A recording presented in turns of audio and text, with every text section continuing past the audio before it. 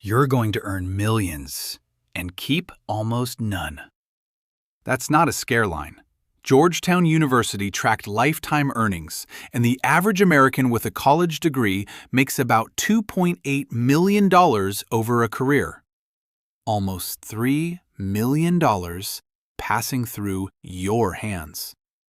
And the typical American walks into retirement holding less than $200,000 of it. Where does the rest go? For 6 years, I couldn't have answered that about my own money. Then one Sunday night, I found out.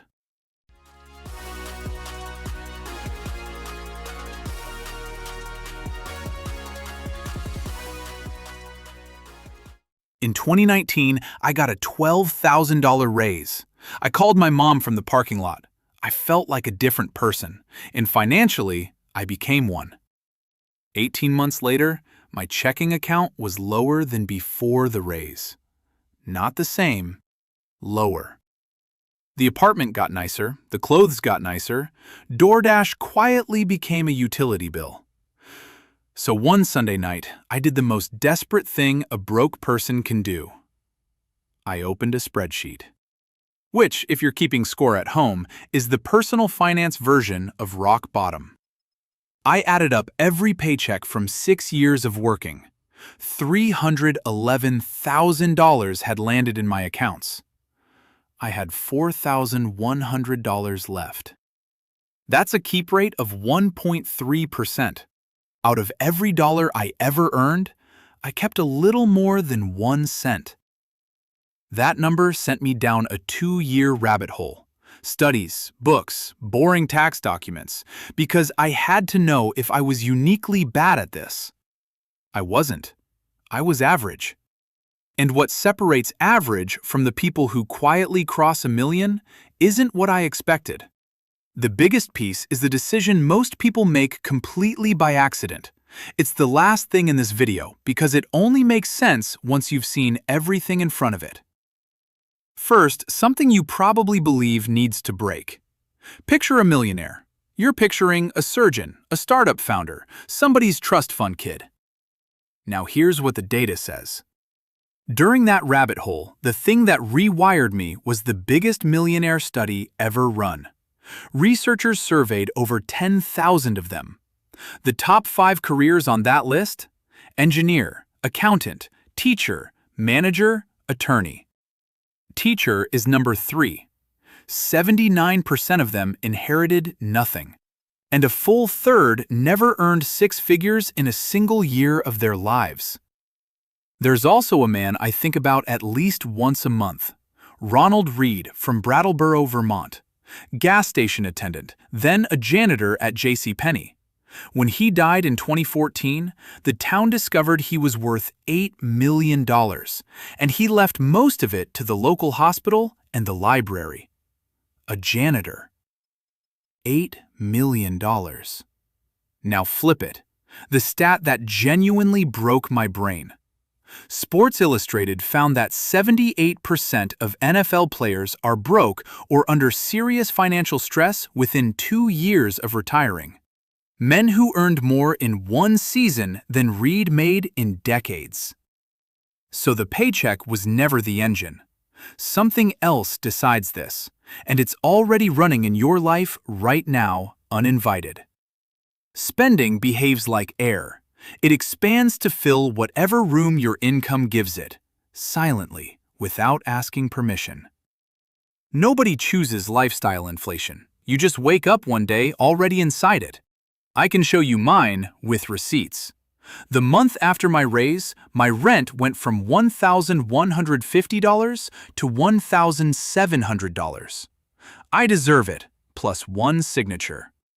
That single decision ate $6,600 a year out of a $12,000 raise, before taxes had even taken their bite. Add the wardrobe, the delivery apps, the small upgrades, and my raise wasn't gone in a year. It was gone in a pay cycle. The rule I actually live by now, and force on every friend who texts me about a promotion, is that half of every raise disappears before I ever see it. Automatic transfer the same day the new paycheck hits. Not because I'm disciplined, because I've met me. If that money touches my checking account, it dies there. And once you can see this mechanism, you start noticing who it's eating alive. Usually the people who look the richest. Somebody in a comments section once told me to read The Millionaire Next Door, and I rolled my eyes. A book from the 90s, the ultimate boomer classic.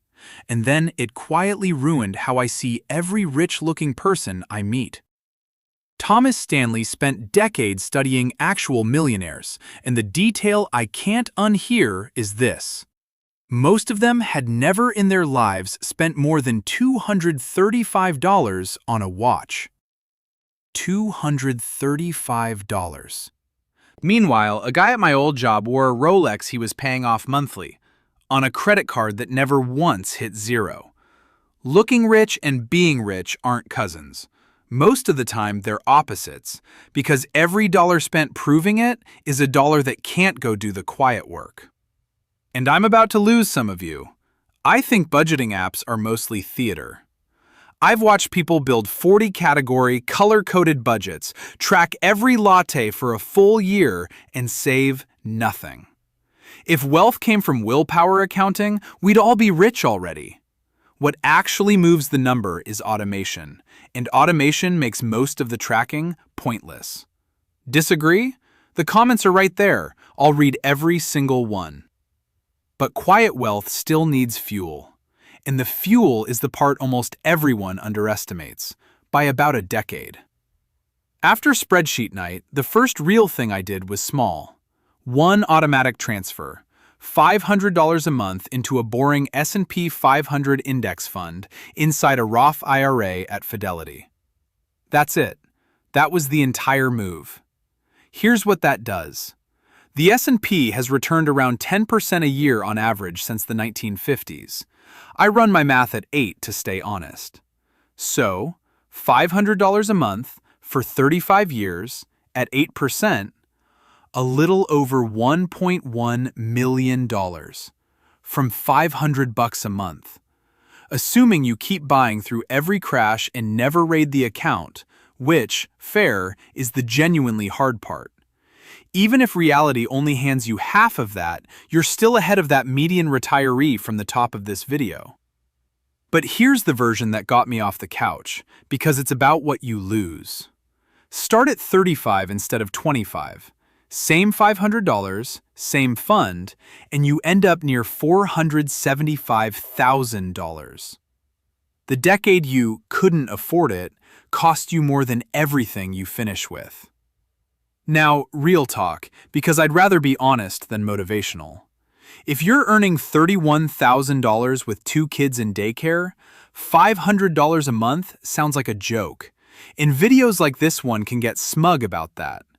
Below a certain income, this genuinely is an income problem, and the right move is attacking income first. Skills, certifications, changing jobs, before any of this math is fair to you. I'm not going to pretend otherwise. But if you're above that line, and statistically most people watching are, then the math was never the real barrier. So, the thing from the beginning. The decision most people make by accident. Nobody chooses to stay broke. I never sat down in 2019 and picked a 1.3% keep rate. What I actually did was never decide anything at all. And when you don't decide, your income decides for you. The paycheck sets the lifestyle. The lifestyle sets the spending. And whatever's left over, usually nothing, gets the noble title of savings plan. That's the accidental decision, letting your income set your baseline. The people who actually reach that number we talked about make one decision, once, on purpose. They set the baseline first and let the paycheck fill in around it. The transfer leaves on the first of the month. The 401k match gets maxed before the money is ever visible. They didn't win some discipline contest against the rest of us. They stopped entering it. I used to think millionaires were people with more willpower than me. Most of them are just people who made the decision once so they'd never have to make it again. Last month, I opened the same ugly spreadsheet from that Sunday night. Same file, same terrible formatting. The bottom line doesn't say $4,100 anymore. In the projection column, the one that runs 30 years out, points straight at $1.1 million. Same career, same person. One decision, finally made on purpose. So here's your comment prompt, and I'll go first. What's your keep rate?